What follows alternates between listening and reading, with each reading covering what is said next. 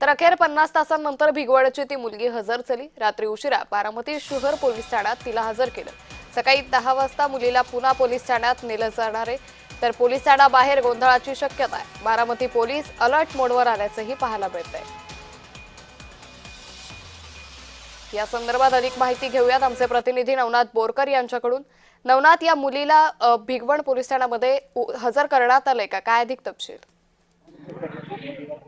नक्कीच अंकिता, भिगवण पोलीस ठाण्याच्या हद्दीमध्ये एक मुलगी अपहरण झाल्याची घटना जी आहे ती घडलेली होती आणि तब्बल 50 तासाहून अधिक काळ झाल्यानंतर मुलगी जी आहे ते बारामती शहर पोलीस ठाण्यामध्ये दाखल झाल्याचं आपल्याला पाहायला मिळत आहे। मध्यरात्री 1 वाजता मुलगी जी आहे ते बारामती शहर पोलीस ठाण्यामध्ये दाखल झालेली आहे आणि तिचा रात्री 2:30 वाजता जबाब घेतल्याची माहिती जी आहे ते समोर आलेली आहे। खऱ्या अर्थाने या ठिकाणी आता नातेवाईकांना देखील बोलवलेलं आहे, मात्र आता नातेवाईक 10चं टायमिंग दिलेलं आहे, मात्र अद्यापही नातेवाईक या ठिकाणी आलेले नाहीत। यामुळे बारामती शहर पोलीस ठाण्याच्या समोर आपण जर पाहिलं तर मोठा पोलीस बंदोबस्त या ठिकाणी तैनात केल्याचं आपल्याला पाहायला मिळत आहे। कुठलाही अनुचित प्रकार घडू नये, कायदा सुव्यवस्था बिघडण्याची शक्यता असल्याने या ठिकाणी पोलीस जे आहे ते अलर्ट झाल्याचं पाहायला मिळत आहे। या ठिकाणी मोठा पोलीस बंदोबस्त या ठिकाणी तैनात केल्याचं पाहायला मिळत आहे। खरं तर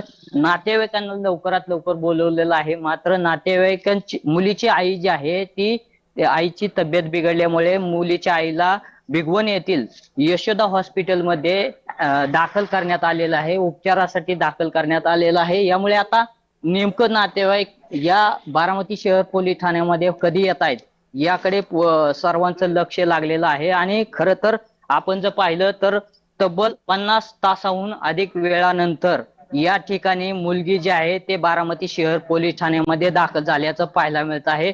आणि आता यामुळे आता नेमकं हिंदू संघटना या ठिकाणी दाखल होत आहेत का हे पाहणं देखील महत्वाचं आहे। या ठिकाणी कुठलाही अनुचित प्रकार घडू नये यासाठी मोठा पोलीस बंदोबस्त तैनात केल्याचं आपल्याला पाहायला मिळत आहे। अंकिता, धन्यवाद नवनाथ, आपण दिलेल्या सविस्तर माहितीसाठी।